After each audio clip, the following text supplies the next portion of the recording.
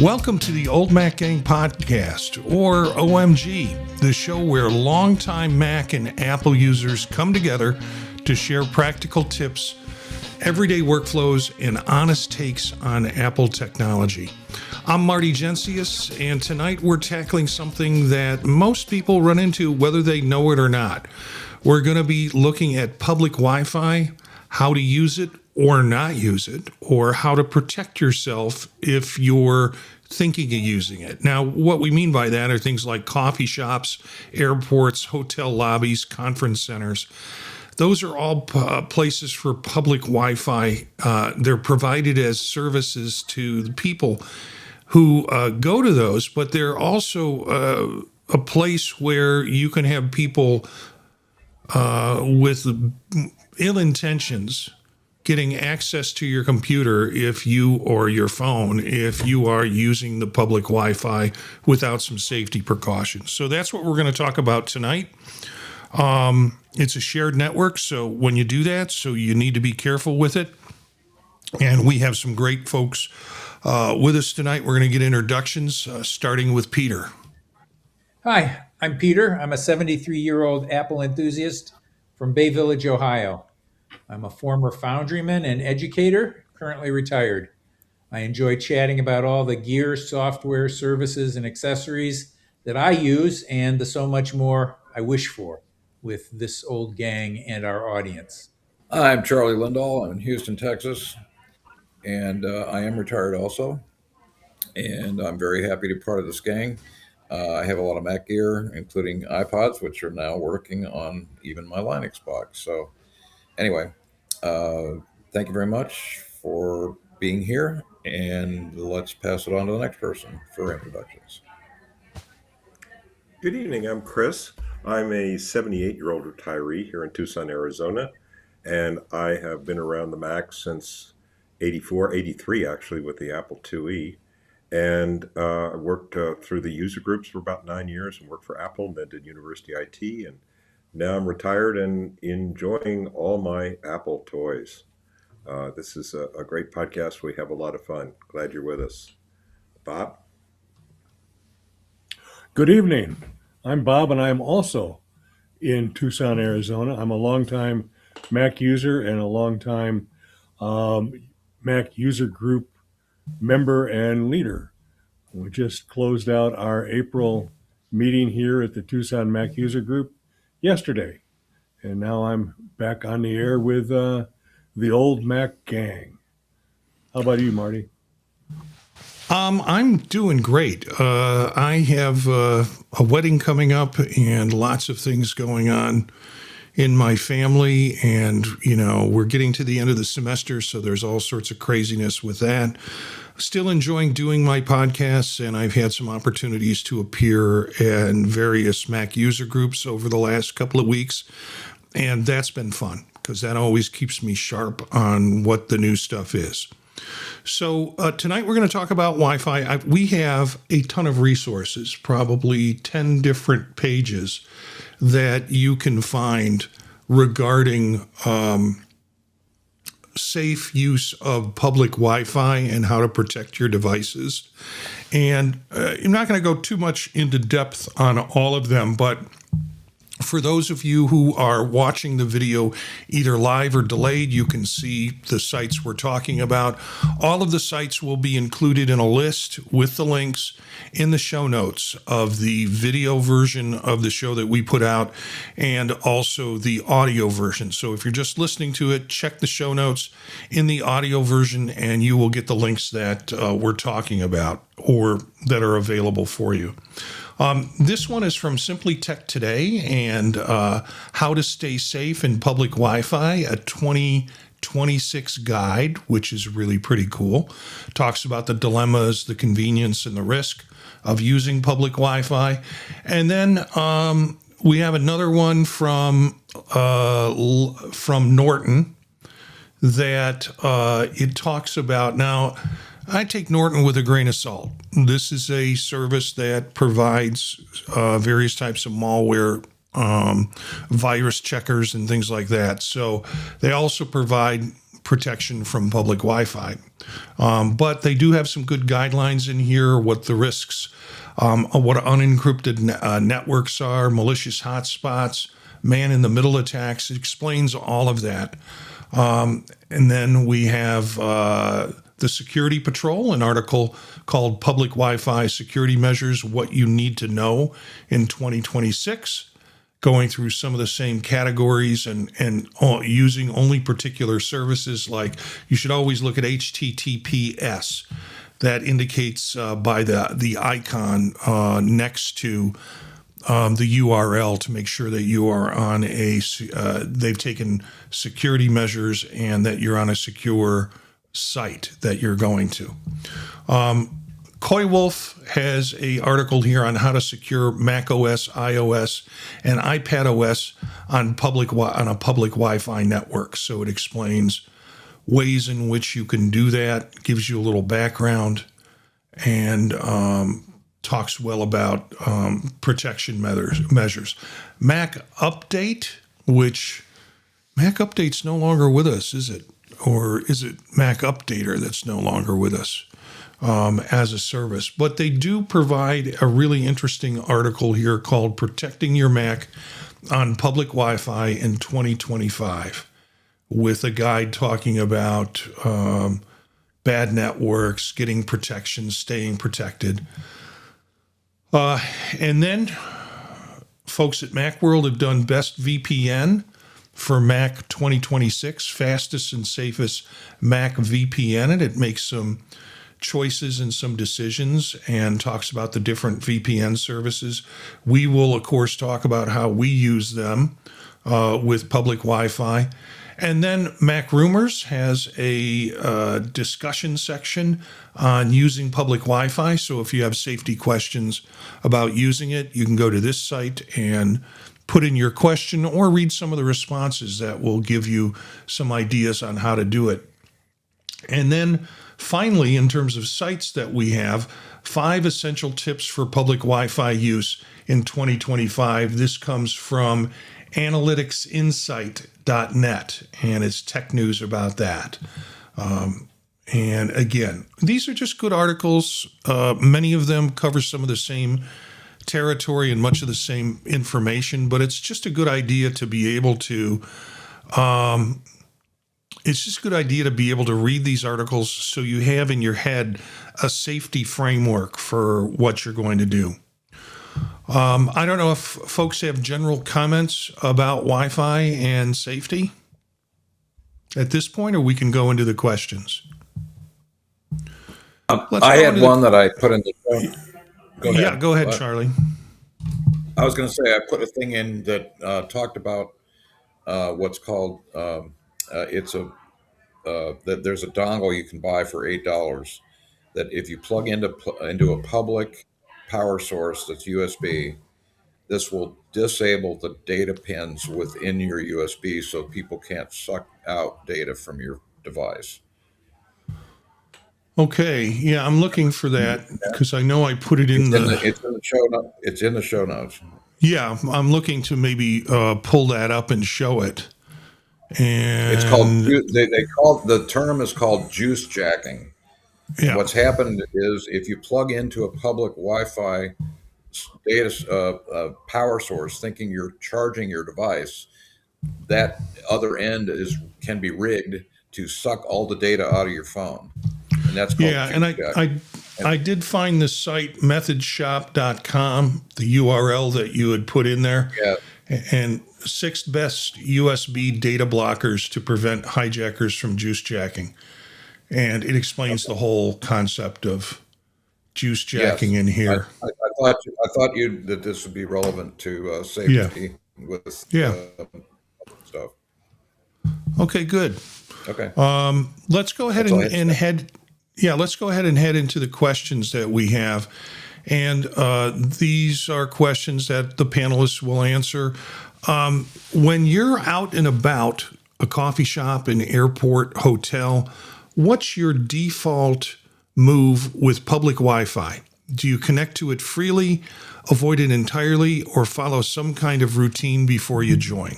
And we start with Peter. Yeah, I'm not altogether afraid of connecting to public Wi-Fi. I do connect to it at libraries, colleges, museums, a lot of places that I frequent, conferences. But generally, my connection is a very short, check one thing and done kind of communication. For any sustained connection, and I guess for sustained, it would be for me more than 4 or 5 minutes or something significant. I tend not to want to do anything significant. I wouldn't bank, I wouldn't buy, I wouldn't do any of those kinds of things out on a public network. I then would use, if I needed to, a VPN or tether to my phone. More than a dozen years ago, I took a packet sniffer, thinking that I'm a cryptography-free guy or something. A few public spaces of the sort that I frequent, and I was astounded at what I could see. I mean, I felt a little embarrassed at some of the things I could see in terms of conversations and things people were having.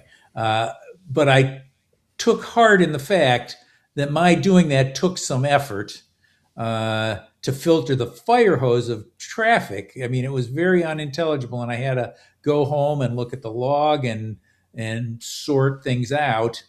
And I thought, who's going to do that? Well, I guess somebody's going to do it. But I imagine that nowadays I could ask some AI, here's the log, sort it into separate conversations. It might be kind of easy to do that. So maybe I should think again. Charlie. Yeah. Several things. The first thing is, and this is a tip, if you go to a public Wi-Fi and they ask for your username and your email, I do a fake name. I like to use Joe Blow, BLEAUGH, and I use foo@bar.com, which is a valid-looking email address, and that means you won't get spammed. Anyway, the second thing, when I'm connected to Wi-Fi, I immediately use my VPN. I use something called SurfShark, which we've talked about in previous episodes. And if the public Wi-Fi seems slow, I use my iPhone hotspot. Also, and we mentioned this earlier, I would buy if you're plugging into a public source of data that's USB based, buy an $8 USB data blocker device, and all it does is it puts it in between the power source and the wall and your computer, and it blocks all the data pins in the USB so people can't suck data out of you. So that's my tip. Chris? Yeah, maybe somebody can pull up a quick link on Amazon or something for one of these data blockers so we can include it in the show notes. Amazon or somewhere else, not pushing Amazon. Yeah, one of my professors that I used to support at work used to say, just because you're paranoid doesn't mean they're not out to get you. And I thought that public Wi-Fi's were a little risky, and then I read some of the material that Marty had pulled up for tonight's show, and I thought, oh my God, it's gotten so much worse. But this one caught me a little by surprise because nowadays I'm not around public Wi-Fi's very much. And the reason is I'm not traveling very much. And the second reason is I use 5G. We're blessed in Tucson to have pretty good 5G coverage in a number of places. And sometimes it's like up to 10 times faster than what I can get at home on my Verizon home internet. So I really don't need public Wi-Fi. But I think for people in that category, folks who travel, one of my daughters has been in and out of Heathrow with her kids a number of times in the past year for various reasons, overseas studies and stuff. And, obviously that's renowned as what did somebody call it? I think they called it the darkest den of public Wi-Fi or something like that. It just, if you're in the category, you're in the category, you're probably already there, but I think you definitely want to pick up one of these data blockers like Charlie's talking about. And Bob might mention there was a cable that we've talked about at the user group that you could get that's power only that will not transfer data. So that would be another one. So Bob, what do you think? Well, I seldom travel. My big exception is MacStock. So I don't have as many opportunities to get jacked like that. When in a hotel or airport or coffee shop, I will sometimes connect to the Taco Bell net or some such, but when I do not do anything private or money related. If I need to do something like that, then I tether to my phone. So I feel pretty safe most of the time. Marty? Yeah, I'm pretty aware. I'm more aware of the need to use VPNs when I am traveling and or when I'm out of town. When I'm sitting here in my room and I've got, my setup here, I've got protections on it that I don't have to worry about people, necessarily jacking my data, although I can simply run the VPN here. The problem for me with running the VPN is there are certain sites that I'll go to that are location set, and when it thinks I'm in Chicago, I can't watch the Cubs games. Because it thinks I'm in Chicago and I'm blacked out when I'm really in Ohio, and normally I can watch the Cubs game if I don't have the VPN on.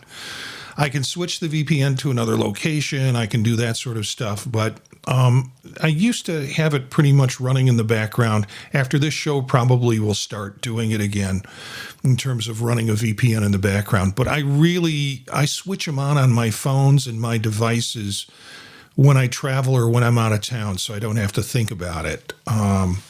So yeah, I have ExpressVPN I've been using for years as one, but recently the shows that I've been associated with, the guys that are on there talk a lot about SurfShark. And so I got an account for SurfShark. And SurfShark has some add-ons on it that will look at incoming traffic for you and make decisions with your permission to kind of remove these things. And so they don't even come into incoming traffic. That's a bit of a costly service. It's an add-on, but it's kind of appealing when you think about it, to reduce all sorts of spam that's going on. So,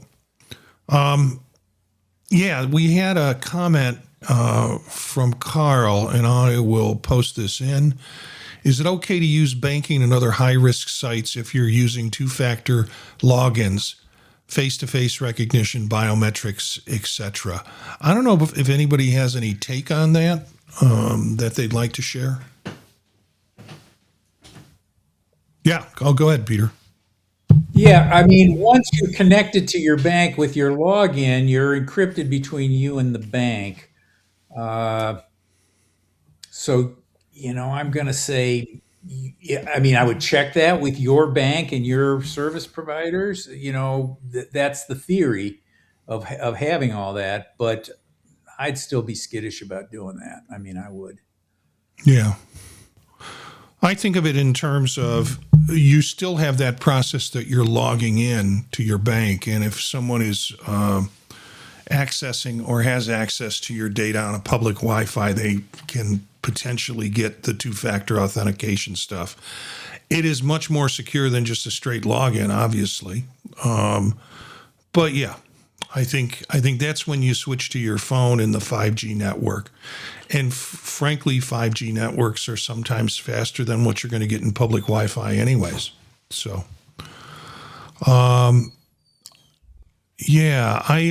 did find a link to this, and because somebody asked, can somebody go in and find these? Bob, you found one. And I know, if I remember correctly, you gave me one of these blockers for at MacStock. Am I right with that? I think I did. Yeah. And the one that I found is, I'm going to put it into the comments section for folks who are looking. This was what Amazon recommended as the overall pick in terms of getting these data blocker little dongles, little connectors that you can put in. So yeah. Let's see. We've got another question. Have you set up a VPN on your Mac or iPhone? Do you skip public Wi-Fi altogether, or do you just tether your phone? What does your actual setup look like, and has it ever saved you? Peter. Yeah, I have two VPNs set up, ExpressVPN and one called Tailscale. The first, ExpressVPN, is a well-regarded commercial subscription service. The second, Tailscale, is free for personal use, and it's an open source project. Tailscale, which I use the most, tunnels me back home, where after tunneling to my always-on network file server, I can then connect to the internet from my home IP address. And I should mention that Tailscale requires that always-on device in my house. I could use, as an alternative, my Apple TV. It does not need to be a computer, but it needs to be on. ExpressVPN I tend to use when I'm traveling a lot, and it allows me a lot of things. It gives me a quick, easy VPN, and I use it when I need to tunnel to a variety of locations around the world. If I need to appear that I'm in Great Britain or Germany or Japan or Canada or someplace else, and I generally only turn on the subscription to that when I'm traveling or if I need it to connect to one of those locations for some reason. Activating either one is simple. I flip a switch on my menu bar on my Mac or in an app on my iPad or phone. And I have to say that I do think it might have saved me. I was at a Python conference about 7 years ago where several announcements were made regarding folks getting hacked. And that group of folks did not include me, and I was running through a VPN. So I imagine it might have saved me then, and perhaps some other times, because when I'm traveling at a conference or something like that, I just routinely use the VPN. Per my previous answer, I'm not currently a VPN user. I've used them in the past, and they can be very effective, and particularly through our user group meetings.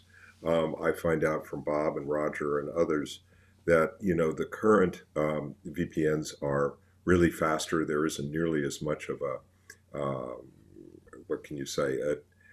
a drop in performance, because you are actually tunneling and stuff. And I don't know if we want to get into the details of how these work. Maybe Charlie can do that. But in any event, if you're in the category, really think about having one and using one.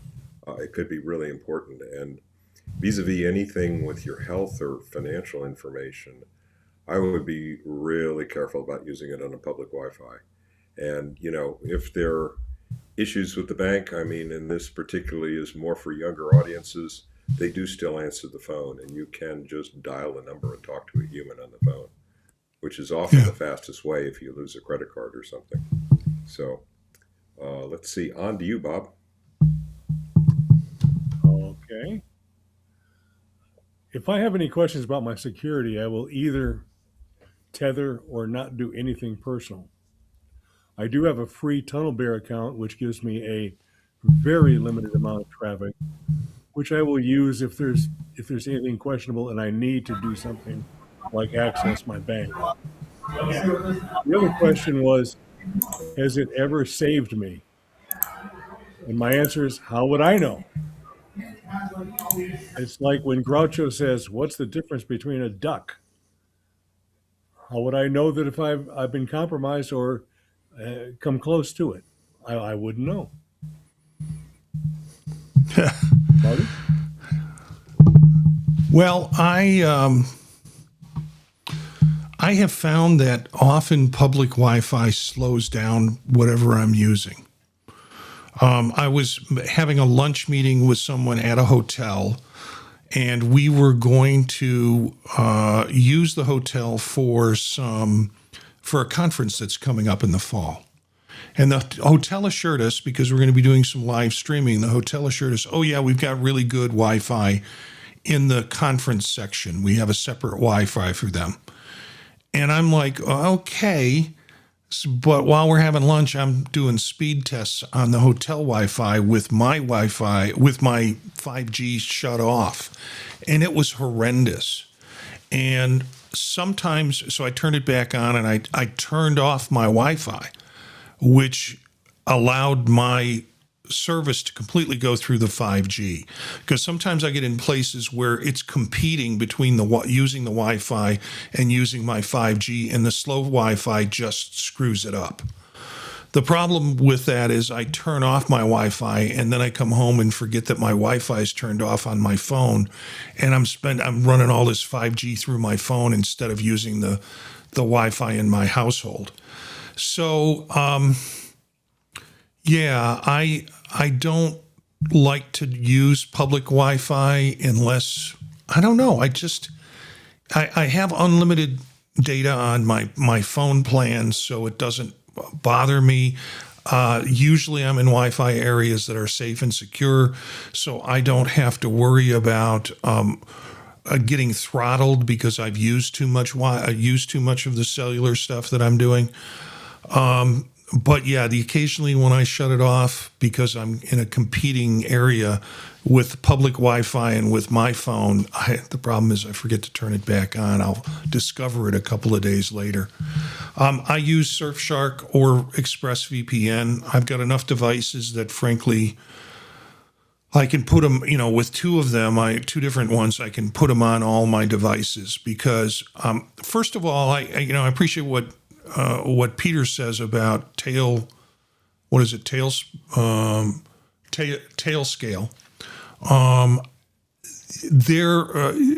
From Peter's experience, they're a legitimate free option for people who want Wi-Fi.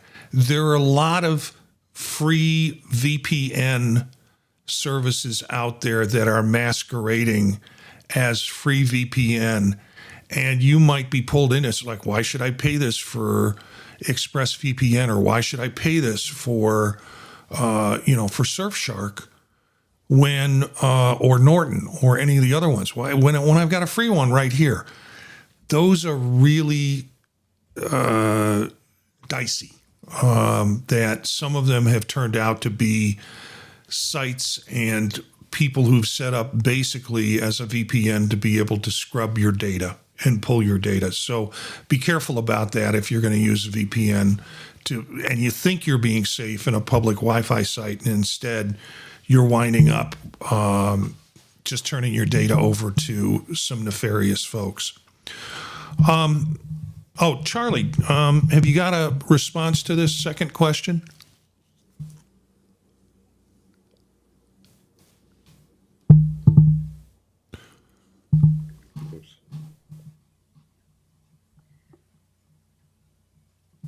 Period. End of story. Charlie, but the other thing, and this isn't why. Charlie, you're going to start over because I had you muted with the background noise you had going on. So I unmuted you. 3, 2, 1. Okay. Am I still getting background noise? Not now. Okay. I use my public Wi-Fi, but I always use VPN. The main thing I tell everybody, all my friends, everybody, and it's not Wi-Fi related, but do not just click everything on the screen, this browser or whatever. And if you get pop-ups that say, danger, you're infected, click here, do not click there. So anyway, that's my major thing. All right. We go to our third question. What's the one thing you'd tell fellow longtime Mac users who figured their Mac's safe because, Macs are secure? And what would you tell them about security on any network? The single habit or setting that makes the biggest difference to you in dealing with security on particularly open public Wi-Fi, but any network? Peter. Yeah, I just tell them that communication from public hotspots is akin to doing all of your banking business using redemption codes through the U.S. mail on postcards. Anyone can read what you're doing. I mean, if they want to.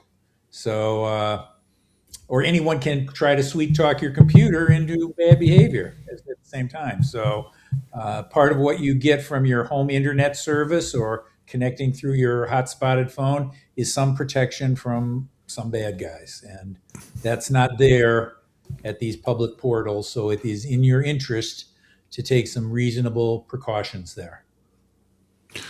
Charlie. Ch- Okay, the main thing I say, and unfortunately this was that other thing that I ranted about on the last one, but the main thing is check your when you do VPN, check what country you're in, because it can make a difference as to what country, as to what you can get to for things like bankings, but also some other things and like streaming and so forth.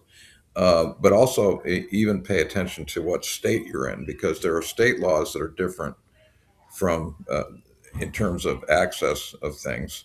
So I would check the location on your VPN. Okay, Chris. Yeah, Charlie's making a really good point because there used to be these zones for streaming.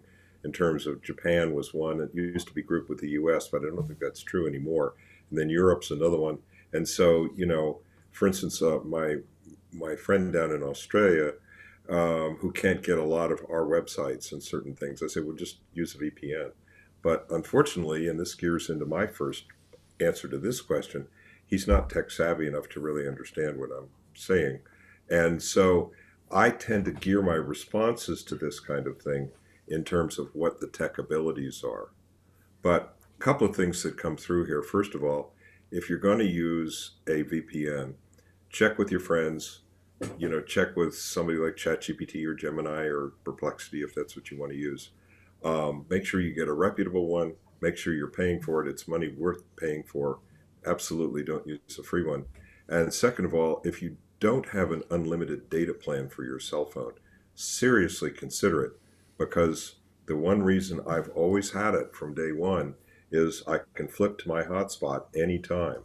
And I do that frequently and use it a lot. And recently I picked up a little Mophie juice pack for the MagSafe battery in the back of my phone.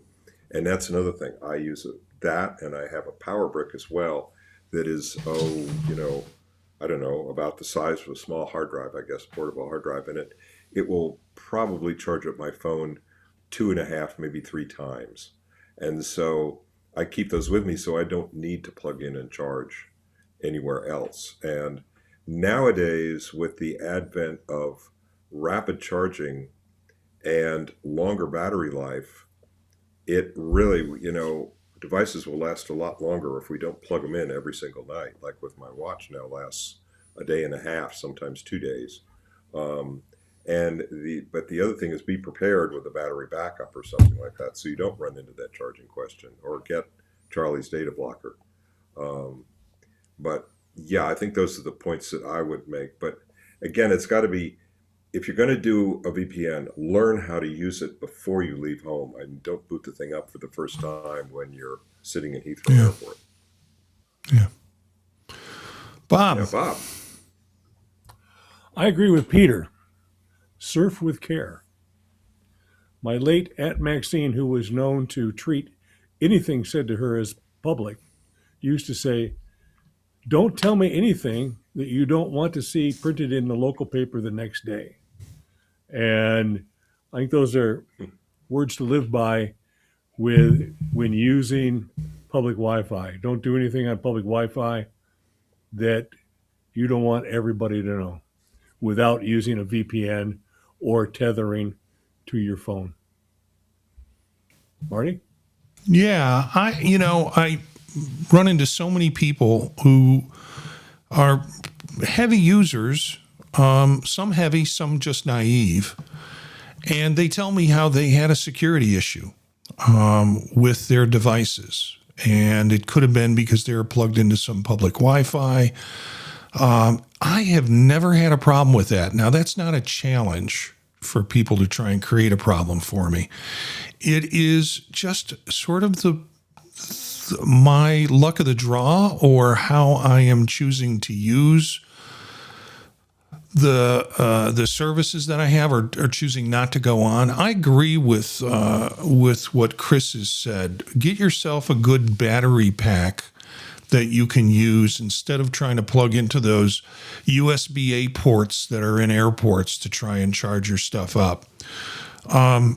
I do see a lot of people doing that when I'm in airports, and I'm like, okay, I just can't think of owning a device where I'm tethered to an outlet all the time to make sure that my phone is charged or my phone is jacked. If you're on a long flight, there are plugs that you can do to get that safely charged or recharged.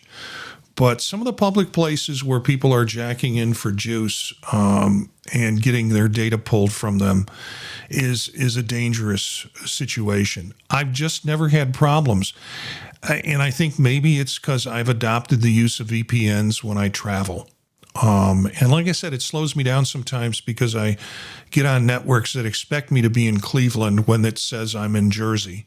And then I have to go through like proving that I'm really on the road and stuff like that. But I really haven't had a problem with it. I encourage people to have a reliable VPN. You can research those. And all good VPNs require money. So, and that means money to pay for them. If I was talking to somebody new about this and somebody came to me and said, don't worry about it, I've got it, I would just let the users know it's so simple to set up security for public Wi-Fi.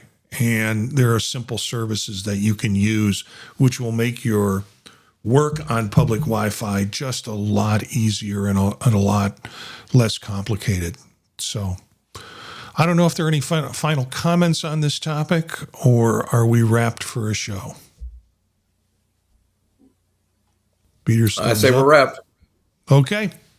Well, that's the wrap for this episode of the Old Mac Gang. Public Wi-Fi isn't going away. Neither is the need for people to think twice before you connect. So, share these kind of ideas with, it's sort of a friend question that you ask. What do you do about security in public Wi-Fi? And if they don't bring up the idea of using a VPN, then maybe that's a good conversation that you have with them. Take a look at the different ones that are out there. And also think of using your iPhone if you're on a device to use the cellular portion of your iPhone to do a tethering link so it's running through the security that's available on your phone. That's the best thing that you can do. And try these changes before the next time you open up your Mac somewhere other than home, and you'll be being much more safer and secure in the work that you do. I want to thank Chris, Bob, Peter, and Charlie for joining in tonight and sharing their ideas about public Wi-Fi and protection. And you can find us on YouTube at youtube.com/@oldmacgang. You can also check out our website, thepodtalk.net, that has this show and links to other shows that are part of the Podtalk Net. Including, we just finished our 100th show of Vision Profiles just this week. So that was kind of fun to get to 100. But other shows like the Neo Notebook, a new one about the new Mac laptop that's out, Tech Savvy Professor, and just a bunch of shows. Check out thepodtalk.net. You can email us with ideas, suggestions, or things that you'd like to see happen with the show at thepodtalknetwork@gmail.com. Thanks for joining us live or in the future from live. It's good to have you part of this experience, and now you too are part of the Old Mac Gang.